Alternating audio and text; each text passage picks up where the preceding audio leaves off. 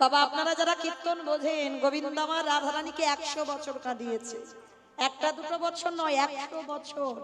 আপনারা কদিন কৃষ্ণ বলে কেঁদেছেন, গৌর বলে কেঁদেছেন। আমার রাধারানী 100 বছরে কেঁদেছিল।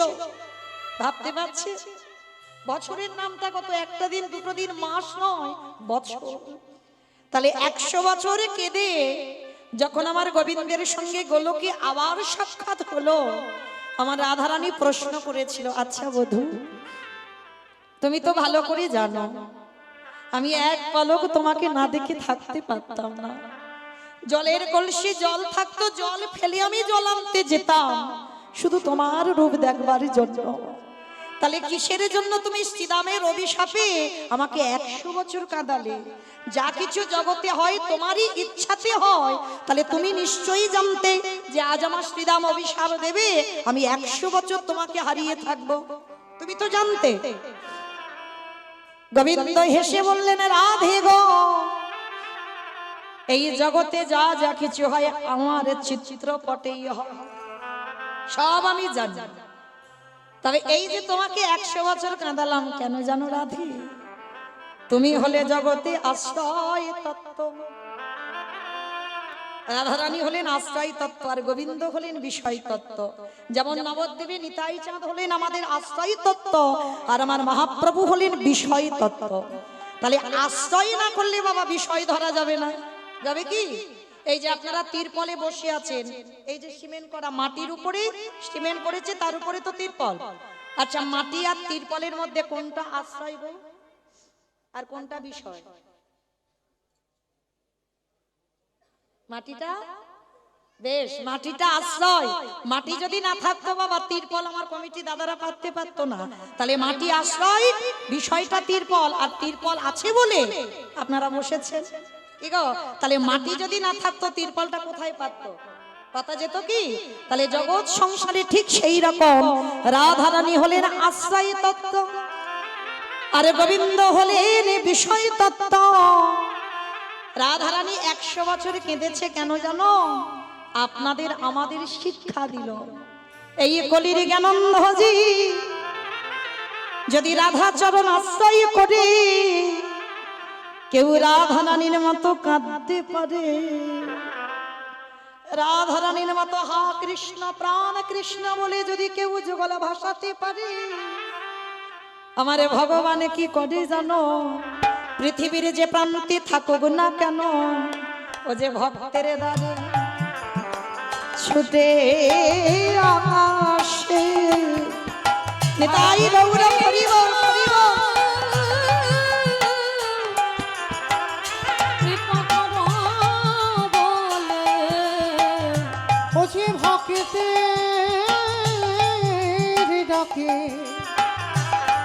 ডাকে ছুটি আসে।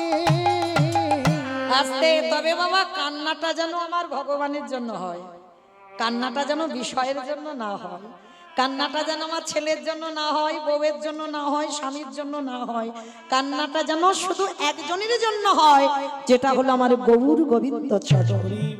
তাই গৌর প্রেমানন্দে হরি বল। তাহলে চলেন আজকের সেই নবদ্বীপের মাটিতে আমার চৈতন্য মহাপ্রভু জগৎকে শেখালো, সময় থাকতে থাকতেই গৌর চরণ ভজন করো, কৃষ্ণ চরণ ভজন করো। কিন্তু জানো মা, এই নবদ্বীপে আমার নিমাই যখন হরিনাম করতো সবাইকে বলতো হরিনাম কর। সবাইকে, মানে কে নিচু জাত কে উঁচু জাত, জাতির ঠিক ছিল না, ছোট বড় বিচার করেনি, যাকে দেখছে তার চরণ দুটো ধরে বলছে তোরা কৃষ্ণ বল। কিন্তু একজনকে একদিনের জন্য বলেনি যে তুমি কৃষ্ণ নাম করো। বলতে পারবে তিনি কে? ভগবানের মা সচী ঠাকুরা। একদিনের জন্য নিমাই বলেনি মা তুমি একবার হরি নাম করো। একদিন দাদা নিতাই চাঁদ প্রশ্ন করেছিল, ভাই তুই তো নবদ্বীপের অলিতে গলিতে যাকে দেখতে পাচ্ছিস বিচার করছিস না, তুই সবাইকে হরি নাম করতে বলছিস, কিন্তু কই কোনোদিন তো আমাদের মাকে বললি না যে মা তুমি একবার কৃষ্ণ ভজন করো, হরি নাম করো। নিমাই হেসে বলল, দাদা যদি জগতে কেউ আমার কাছে অন্যায় করে আমি ক্ষমা করে দিই, কিন্তু এক জায়গায় অপরাধ করলে আমি ক্ষমা করি না, বলো তো সেটা কোন জায়গায়? বৈষ্ণবে বাড়িতে যদি হয় ক্ষুদ্র অপরাধ,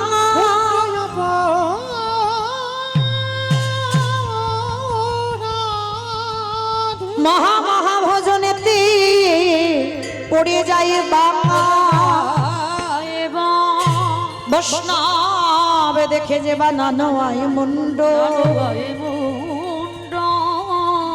তার মুন্ড পড়ে যায় নরকের কুণ্ড। বৈষ্ণব অপরাধী করে জীবা গঙ্গা স্নানে যান, পতিত পাবনী গঙ্গা তারে রেখে দূরে সরে যা। আমি বলছি না, আমার কথা নয়। নিতাই চাঁদ জিজ্ঞেস করলো আমার প্রভু নিমাইকে, প্রভু এই ভাই সবাইকে হরি নাম করতে বলছিস, মাকে কেন বলছিস না? বলে দাদা আমার মাকে বলবো কি করে, আমার মা তো অপরাধী, শুধু অপরাধী নয় আমার মা মহাপাপী হয়ে গেছে। ভাই মা মহাপাপী হয়ে গেছে কেন? তোর মা আমাদের মতো মা নয়, তোর মা যে হয় সে মহাপাপী হয়। বলে হ্যাঁ দাদা, সবাই তো জানে না আমার কাছে কেউ আমার আপন হয় না, আমার কাছে কেউ পর হয় না, কর্মের শাস্তি তাকে পেতে হয়। সে আমার মা হোক আর আমার সন্তান হোক, আমার যেই হোক শাস্তি তাকে পেতে হবে। নিতাই চাঁদ প্রশ্ন করছে, ভাই মা অপরাধ করেছে কি এমন অপরাধ? বলে দাদা আমার কাছে তো অপরাধ করেনি, করেছে বৈষ্ণব চরণে। আর এই ত্রিলোকের মধ্যে সব থেকে বড় বৈষ্ণব কে গো? বেশ 12 জন বৈষ্ণবের মধ্যেই বৈষ্ণবের আচার্য হচ্ছেন পরম বৈষ্ণব বাবা ভোলানাথ। বৈষ্ণবের আচার্য বলছে মানে সবার উপরে বলছে পরম বৈষ্ণব। কিন্তু বাবা এই যে আমরা জগতে দেখি বৈষ্ণব যারা হবে দাদার সঙ্গে তিলক সেবা করতে হবে, গলায় তুলসীর মালা দিতে হবে, হবে না? এগুলো তো বৈষ্ণবদের আভরণ, তাই না? এগুলো পোশাক। এই যেমন আমরা পোশাক পরেছি বাবা, গলায় মোটা তুলসীর মালা, দাদার সঙ্গে তিলক সেবা করা, প্রসাদ ভোজি, এগুলো আভরণ, এগুলো আচরণ করছি বাবা, ভিতরটা বৈষ্ণবতা হয়নি। কিন্তু ভিতরটা বৈষ্ণবতা করতে হবে তো। বাবা ভোলানাথ আভরণে বৈষ্ণব নয়, যে গলায় তুলসীর মালা নেই, গেরুয়া বসন করে নেই, আবার ওই দাদার সঙ্গে তিলক সেবা করে নেই, আমাদের এই যে ঊর্ধ্ব তিলক করা নেই, আছে কি ভোলানাথের? নেই। তথাপিও বলছে বৈষ্ণবদের আচার্য পরম বৈষ্ণব, সবার উপরে বড় বৈষ্ণব। কেন? কারণ হৃদয়টা হচ্ছে বাবার বৈষ্ণব। আচরণ করছে না কিন্তু হৃদয় বৈষ্ণব। এই প্রকৃত বৈষ্ণব জগতে বাবা দুর্লভ, সব সাজায় ভরপুর, সব সেজে আছি আমরা। কিন্তু বৈষ্ণব কাকে বলবো? ত্রিনাদপি শুনিয়েছিল তররিব সহিষ্ণু না হমানি না মানো দেন কীর্তনীয় সদা হরি। সাজলে হবে না বাবা, সাজ দেখে কি হবে? সাজ দেখে কিছু হবে কি? ভিতরটা বৈষ্ণবতা করো। তৃণ মানে ঘাস, এই ঘাসকে মারিয়ে চলে গেলে বাবা ঘাস মাথা তুলে কথা বলে না। যদি এখানে ঘাস থাকতো বাবা তিরপল পেতে দেবে, তার উপরে সবাই চড়ে বসবে, কই ঘাস একবার মাথা তুলে বলবে যে আমার উপরে তোমরা এরকম মারিয়ে যাচ্ছ কেন, বসছো কেন? বৈষ্ণবতা অর্জন করতে গেলে সবার আগে প্রথম স্বভাব তোমাকে তৃণের মতো হতে হবে, গাছের মতো সহিষ্ণুতা অর্জন করতে হবে। যদি কোনো মানুষ অসুস্থ হয়ে যায় বাবা, 1 ঘন্টার অক্সিজেনের দাম কত? অসুস্থ মানুষকে অক্সিজেন দিতে হয় না? গাছপালা অক্সিজেন দান করে না?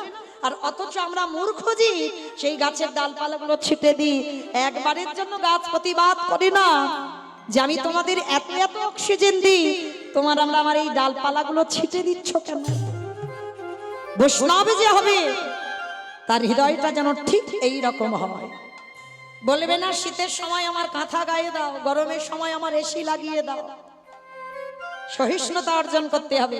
আর এই সমাজে যাকে কেউ মান দেয় না, কেউ যাকে সম্মান করে না, তুমি যদি বৈষ্ণব হও তাকে তোমার হৃদয় দিতে হবে, তাকে মান দিতে হবে। অমানিনাকে যে মান দিতে জানবে, সমাজ যাকে পছন্দ করবে না, তোমাকে তারে কোল দিতে হবে। তবেই তুমি কিঞ্চিত বৈষ্ণব হবার অর্জন লাভ করবে মাত্র। তাহলে পরম বৈষ্ণব বাবা ভোলানাথ, তিনি কলিযুগে কে? অদ্বৈত আচার্য গোসাই। তিনটে যুগে বাবা ভোলানাথ ছিল, কিন্তু কলিযুগে ভোলানাথ নয়। এই যে ফাল্গুন মাসে 2 তারিখ এসে গেল, ওই যেন কি একটা ব্রত হবে না, রাধা অষ্টমী। রাধা অষ্টমী, শিব চতুর্দশী, তাই তো শিব চতুর্দশী এই ফাল্গুন মাসে 2 তারিখ। আচ্ছা মা, একবার হাতটা তুলে বলো তো কারা কারা করবেন ব্রতটা? বেশ, অনেক ভক্ত করবেন। ওই আমার দাদা ভাইরা কেউ করবে না? ওই তো বেশ উঠেছে, মানে করবে অনেকে। আচ্ছা মা, কেন গো শিবরাত্রি করবে? স্বামীর অমঙ্গলের জন্য। স্বামীর অমঙ্গলের জন্য? দূর, স্বামীর মঙ্গলের জন্য অল্প অল্প বয়সের মেয়েদের ভিড় কি বাবা, ভোলানাথের মতো বর পাবে? হরি বল, হয় না? আচ্ছা এবার যদি আমি বলি, তাহলে ভালো বর পাওয়ার জন্য শিবরাত্রি করা, আর এই যে কয়েকটা দাদা ভাই তুললেন হাত, তাহলে দাদা ভাইরা কেন করবে? ভালো বউ পাবে। ভালো বউ পাবে, তাই তো? তাহলে আমরা ভালো বর পাওয়ার জন্য, আর দাদা ভাইরা বাবারা করবেন ভালো বউ পাওয়ার জন্য। একেবারে সোজা প্রশ্নের সোজা উত্তর। আপনারা বিশ্বাস করেন এগুলো? আমার থেকে আপনাদের অভিজ্ঞতা বেশি, আপনারা জানেন বেশি, জ্ঞানী বেশি। এখানে অনেক জ্যেষ্ঠা বসে আছেন, আমার থেকে আপনাদের অভিজ্ঞতা বেশি। আপনারা কি বলেন যে শিবরাত্রি ব্রত পালন করা ওইটাই কারণ, বাবার মতো বর পাওয়ার জন্য? হরি বল। এই যে আমরা শিবরাত্রি ব্রত করব, আচ্ছা আমরা অনেকে কৃষ্ণ ভক্ত এখানে আছি, আচ্ছা ভগবানও কি কারোর ভক্ত নয়? ভগবান কার চরণ সেবা করে? পরম বৈষ্ণব বাবা ভোলানাথে। ভগবান কৃষ্ণ ভোলানাথের চরণ সেবা করে। তাহলে ভালো করে একটু ভেবে দেখেন, ভগবান তো নিজেই মুখে বলছে, আমার হতে আমার নাম বড়, নাম হতে আমার ভক্ত বড়, ভক্ত হতে ভক্তির পদধূলা আরো বড়। নিতাই গৌর হরি বল, হরি বল। তাহলে এই জগতে যদি একবার বাবা ভক্ত চরণ ধরা যায়, আর ভক্ত বলতে তো পরম বৈষ্ণবের মতো বড় ভক্ত আর কেউ নেই। আর ওই বৈষ্ণবের যদি ব্রত কেউ পালন করতে পারে, বেশি তো মন্ত্র নয়, একটাই মন্ত্র বাবা, ওম নমঃ শিবায়, একটু বেলপাতা, বাতাসা, দুধ, গঙ্গা জল, বেশি উপকরণও লাগে না। আর এই কটা দিয়ে যদি বাবাকে কেউ তুষ্ট করতে পারে, তারই অচিরে কৃষ্ণ কৃপা হবে। নিতাই গৌর হরি বল। কৃপা হলে অচিরে কৃষ্ণ প্রাপ্তি হবে। বেশ, তাহলে ওই ফাল্গুন মাসে 2 তারিখে যারা যারা ব্রত পালন করবে, একবারও কখনো ভুলে বলো না আমার স্বামী ভালো থাক, আমার একটা স্বামী ভালো হোক। একটাই কথা বলবে, হে ভোলানাথ, তোমার চরণ যখন আমার সেবা ভগবান করে, তাহলে তুমি আমাকে আশীর্বাদ দিও যেন আমার মধ্যে কৃষ্ণ প্রেম ভক্তি উদয় হয়। এইটুকুর জন্য শিব ঠাকুরের ব্রত পালন করা, আর অন্য কোনো কারণ নয়। তাহলে আজকে সেই পরম বৈষ্ণব 3 যুগে শিব হলো, কলিযুগে শিব নয় কেন?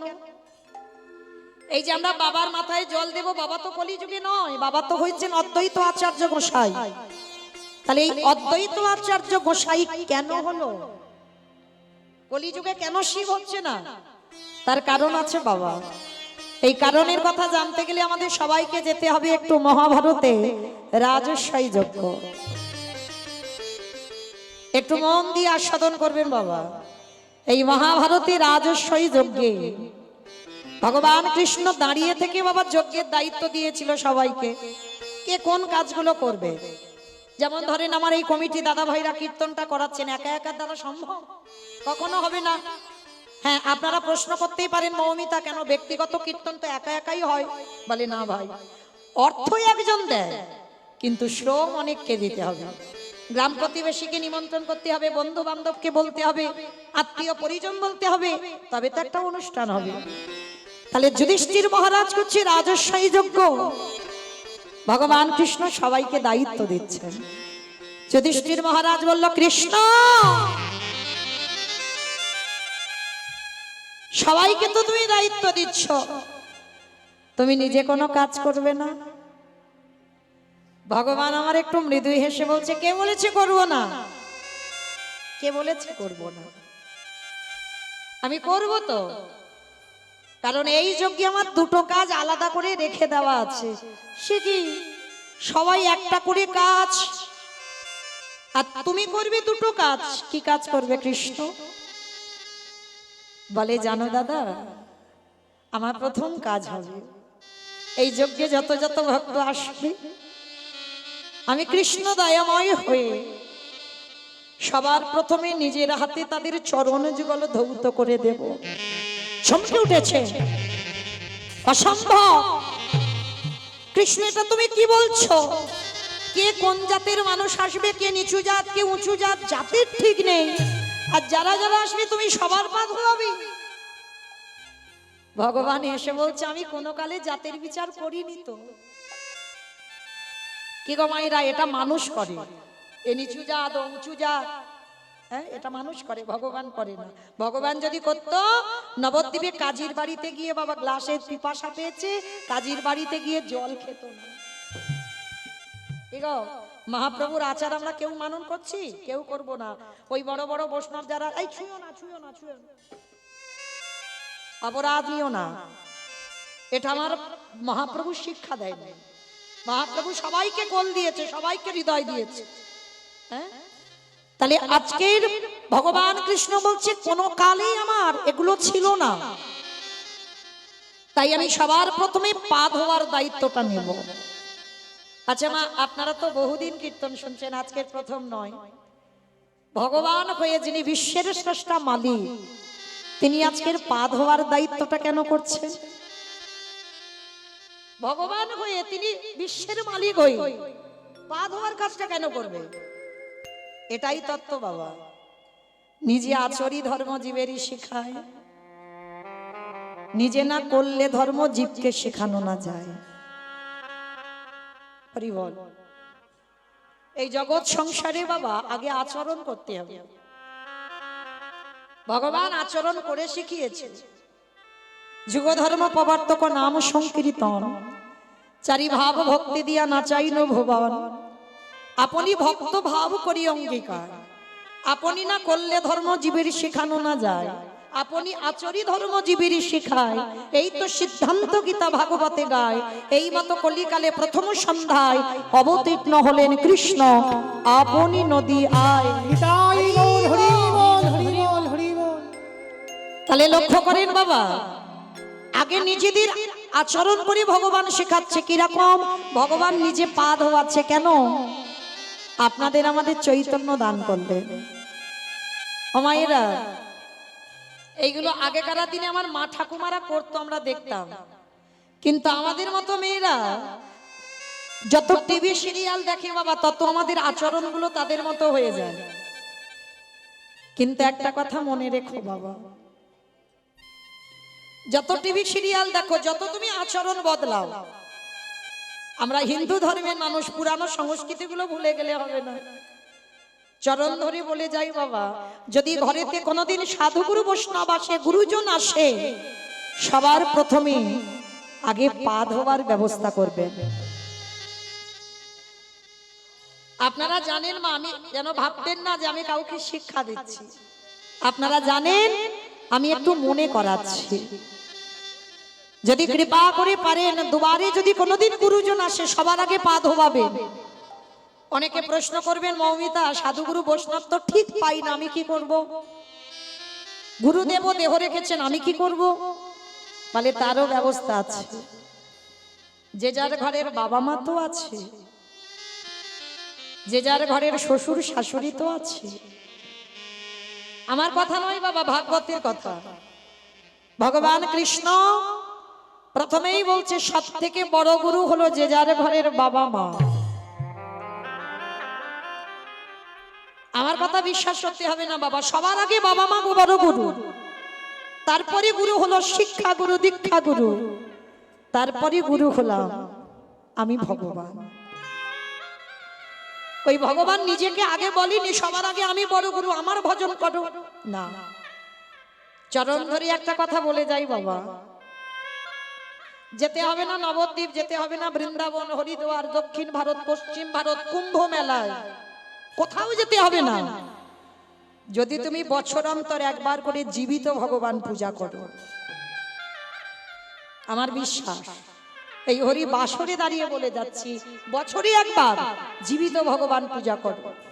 লাখ টাকা খরচা করে দুর্গা পূজা করছো, হাজার হাজার টাকা খরচা করে কালী পুজো করছো, লক্ষ্মী পুজো, সরস্বতী পুজো, সব পূজা করছে। বাঙালি 12 মাসে 13টা পার্বণ হচ্ছে, সব পূজা করো, কিন্তু একজন ভক্ত হৃদয়ে হাত রেখে বলতে পারবেন না যে আমি জীবিত ভগবান প্রতি বৎসর পূজা করি।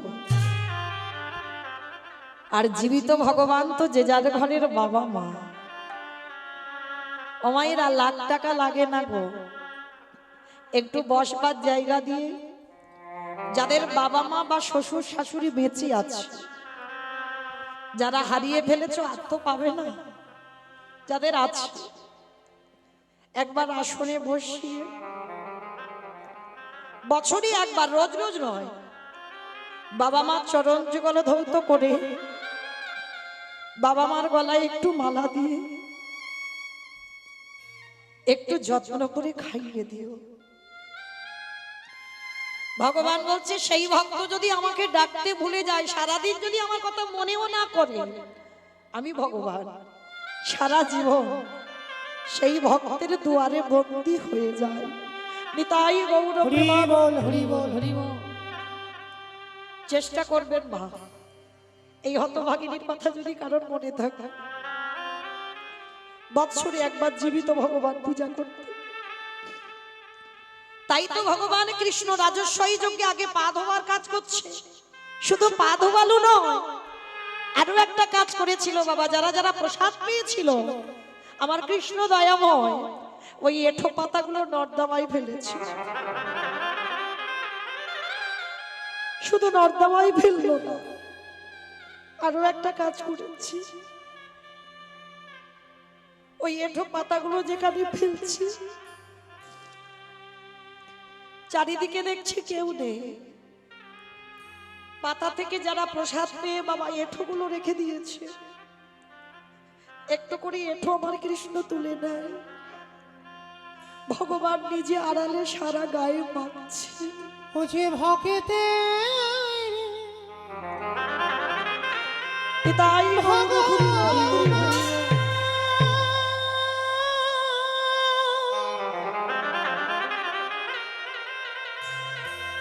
ও যে ভক্ত ছাড়া বাবা কিছু জানে না,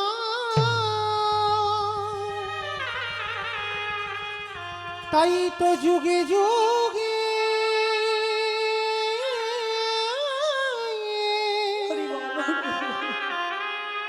ও যে ভক্তের কাছে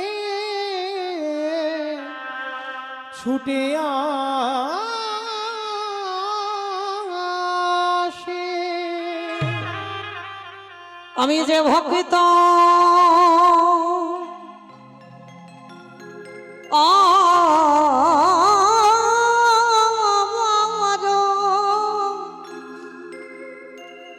অগমার ভালো ভালো বাসি, শুধু এ যোগে নয়, হরি বল হরি বল হরি বল। প্রতি যুগে যুগে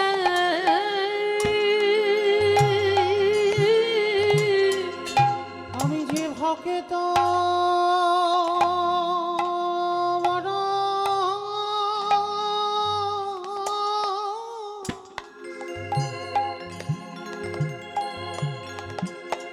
বড় ভালো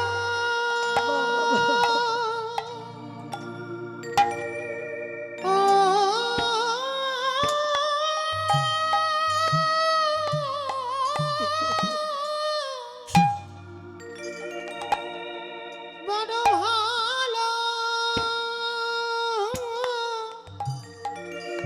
বাসি।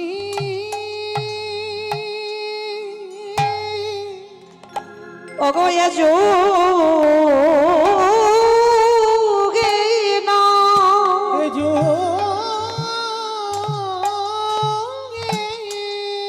নয়। ওগো প্রতি যুগে যুগে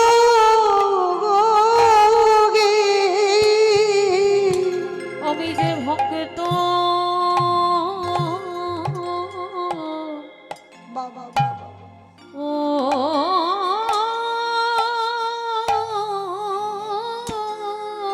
হরি বল হরি বল। ভক্ত বড় ভালো ও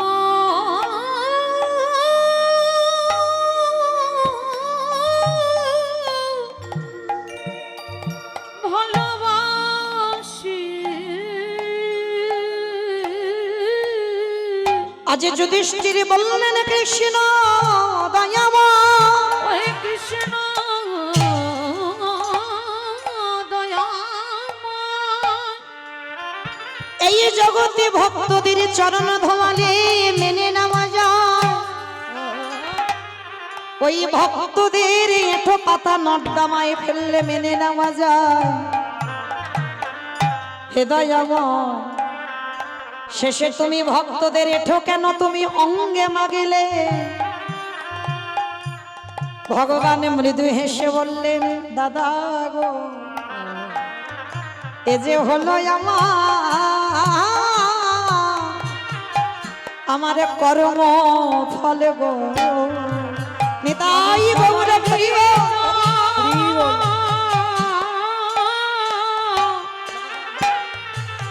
আমি সবার বিচার করি বটে কিন্তু এ যে হলো আমার কর্মফল আস্তে যুধিষ্ঠির মহারাজ চমকে উঠেছে কৃষ্ণ তুই নিজেকে বলছিস কর্মফল মানে তুইও পাপ করিস বলে দাদা গো এই জগতে সবাই তো পাপ করে আর সবার বিচার আমি কৃষ্ণ ভগবান সিংহাসনে বসে করি সবার বিচার ভগবানের হাতে কিন্তু ভগবান বলছে সবাই পাপী আমি পাপী নয় আমি মহা মহা পাপী কৃষ্ণ তুমি নিজেকে বলছো মহাপাপী কি এমন পাপ বলে জানো পাপটা তো আমি কৃষ্ণ অবতারই করিনি করেছিলাম ত্রেতা যুগে রাম অবতারে আমি নিজের হাতে একটা মণিপুত্রকে হত্যা করেছিলাম মণিপুত্র সেটাকে বলে বিশ্বের সবার মণির ছেলে যার নাম রাবণ আর যেই না রাবণ নামটা শুনেছে যুধিষ্ঠির মহারাজ চমকে উঠেছে। বলে কৃষ্ণ এইটা কি কথা বললে রাবণ রাবণের মতো দুরাচার রাবণের মতো পাপিষ্ঠ তাকে মারলে আবার জীবনে পাপ হয় কি মায়েরা আপনারা কি বলেন রাবণের মতো মানে যে দেশের হানি আনে বাবা দেশের ক্ষতি করে তাহলে তাকে যদি মারা হয় তাকে যদি খুন করে দেওয়া হয় অপরাধ হবে তাহলে রাবণের মতো একটা দুরাচার রাবণের মতো পাপিষ্ঠ সেই রাবণকে মেরে রামচন্দ্রের মাথা থেকে পা পর্যন্ত পাপী হয়ে গেল এটা ভাবা যায় আচ্ছা বলেন তো রাবণ ভালো লোক না খারাপ লোক গো ভালো লোক হাই ভগবান বলে ভালো লোক সব মাথার গন্ডগোল হয়ে গেছে কেন ভালো লোক কি করে হবে কি অন্যায় করেছে আর ভগবানের বউটা চুরি করলো কে হরি বল। রাধে এই যে বাবা ভক্ত দুরকম শুধু মনে রাখবেন ভক্ত এক রকমের নয় দু রকমের ভক্ত হয় একটা বহিরঙ্গ আর একটা অন্তরঙ্গ এখানেও আছে বাবা বহিরঙ্গ ভক্ত আর অন্তরঙ্গ ভক্ত অন্তরঙ্গ ভক্তদের সঙ্গে বাবা বহিরঙ্গ ভক্তদের মেলালে হবে না বাইরের ভক্তদের সঙ্গে আলাদা আলোচনা হবে যেটা আমার মহাপ্রভু সকাল থেকে সন্ধ্যা পর্যন্ত নগর ভ্রমণে কীর্তন করত এটা বহিরঙ্গ ভক্ত সবাইকে নিয়ে করা যায় কিন্তু অন্তরঙ্গ ভক্ত তাদের কাছে বাবা ওই বহিরঙ্গটা মিলিয়ে নিলে হবে না তা বহির্জগতের ভক্ত যারা তারা বলবে রাবণ ভালো লোক নয় যাদের কোনো জ্ঞান অভিজ্ঞতা নেই আর যারা অন্তরঙ্গ ভক্ত তারা তো বোঝে রাবণ এমনি এমনি সীতামাকে চুরি করেনি নারী তো ভোগের নয় কি বাবা আপনারা কি বললেন নারী ভোগের সম্পদ যারা বলে সারা জীবন ভোগ করেই যায় নারী কোনোদিন ভোগের সম্পদ নয়, নারী সাধনা, নারী আরাধনা, নারী ভজন। হ্যাঁ হ্যাঁ বেশ। অসুরদের অত্যাচারে দেবতারা স্বর্গ ছাড়ে। যদি দশভুজা দুর্গা 10 হাতে অসুর নিধন না করিত, বলো দেবতারা যেত কোথায়? যদি অসুর নিধন না করিত, দেবতারা যেত কোথায়? আস্তে ও মাইরা, মহালয় দেখেছো তো? মহালয় দেখো না? আর মহালয় যারা দেখেছো, দেবতাদের তেজ দিয়ে একটা নারীর সৃষ্টি হলো, কই পুরুষ নয়, নারী। আর সেই নারী দশভুজা দুর্গা 10 হাতে অসুর নিধন করে দেবতাদের দেবত্বটা রেখে দিল। তাহলে নারী ছিল। আবার ভুরি ভুরি প্রমাণ দেওয়া আছে, দেখেন। চণ্ডী ঠাকুরের রামের চরণ ভজন করেছে। ঠিক আছে? রাধা কৃষ্ণের প্রেম তত্ত্ব চণ্ডী ঠাকুর বুঝতোই না, কারণ চণ্ডী ঠাকুর মা বাসুলি সেবা করত, মা কালী ভক্ত, মায়ের আরাধনা করত।